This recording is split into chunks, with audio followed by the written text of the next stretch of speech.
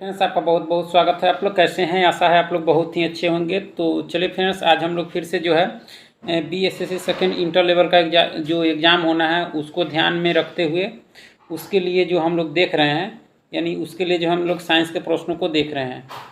तो आज हम लोग साइंस के प्रश्न में जो देखने वाले हैं वह देखने वाले हैं कि BSSC प्रथम इंटर स्तरीय जो री एग्ज़ाम हुआ था, यानी PT का जो री एग्ज़ाम हुआ था, यानी 8/12/2018 को द्वितीय पाली में उस डेट में यानी जितने भी साइंस पूछे गए थे, यानी 8/12/2018 द्वितीय पाली में जितने भी साइंस के प्रश्न पूछे गए थे उन प्रश्नों को आज हम लोग देखने वाले हैं। यह जो होगा आपका साइंस का 21वां वीडियो होगा।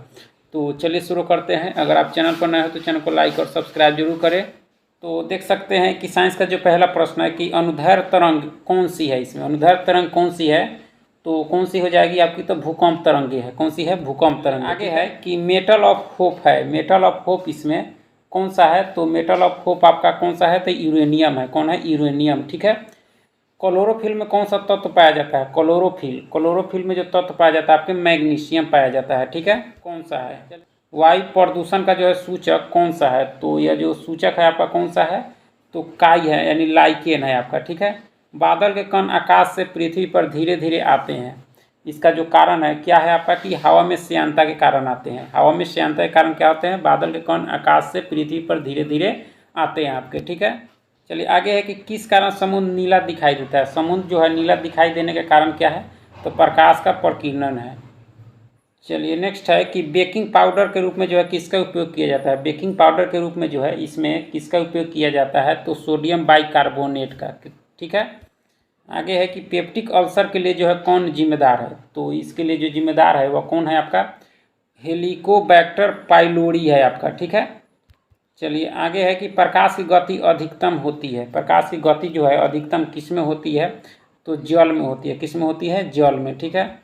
चलिए आगे है कि विद्युत अलार्म में मुख्यतः जो है कौन सा सेल प्रयोग होता है? तो विद्युत अलार्म में जो सेल प्रयोग होता है आपके वोल्टाई सेल होता है। कौन होता है? वोल्टाई सेल। ठीक है। चलिए आगे है कि प्लाज्मा का मुख्य तत्व है। प्लाज्मा का जो मुख्य तत्व है वह कौन सा आपका? तो जल है। क्या है? जल। ठीक है।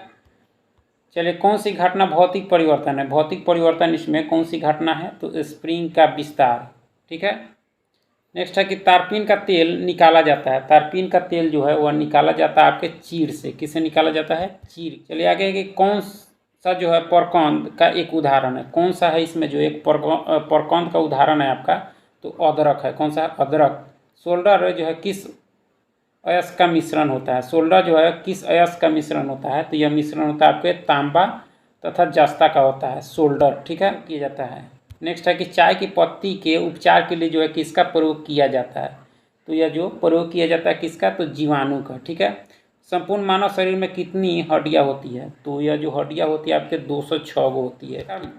आगे है कि जिस प्रकार मत्स्य विज्ञान मछलियों के अध्ययन से संबंधित है उसी प्रकार जरा विज्ञान संबंधित है। तो यह जो संबंधित आपके उम्र वृद्धि का अध्ययन करता है आपका जरा विज्ञान। ठीक है। नेक्स्ट है कि वातावरण में कार्बन डाइऑक्साइड का प्रतिशत क्या है? वातावरण में तो यह आपके 0.03% है आपका। ठीक है। चलिए दूध एक उदाहरण है। दूध एक जो है उदाहरण है। किसका उदाहरण है? तो पायस का। दूध किसका उदाहरण है? पायस का। ठीक है। एक पतली सुई जो है जल में तैर सकती है। इसका जो कारण है कि क्यों तैर सकती है? तो यह तैर सकती है पृष्ठ तनाव के कारण यह तैर सकती है। ठीक है। नेक्स्ट है कि मोटर कार के हेडलाइट में प्रयोग होता है साइड मिरर के रूप में उत्तल लेंस। ठीक है। ये हेडलाइट कह रहा है। वनस्पति घी के उत्पादन में जो है किसका प्रयोग होता है? वनस्पति के घी के उत्पादन में आपके हाइड्रोजन का प्रयोग होता है। भविष्य का ईंधन किसे कहा जाता है? भविष्य का ईंधन जो कहा जाता है आपके हाइड्रोजन को कहा जाता है। ठीक है। चलिए आगे है कि मानव शरीर में गुणसूत्रों के कितने जोड़े पाए जाते हैं? मानव शरीर में तो गुणसूत्रों के जो जोड़े पाए जाते हैं आपके 23 जोड़े, यानी 46 टोटल। ठीक है।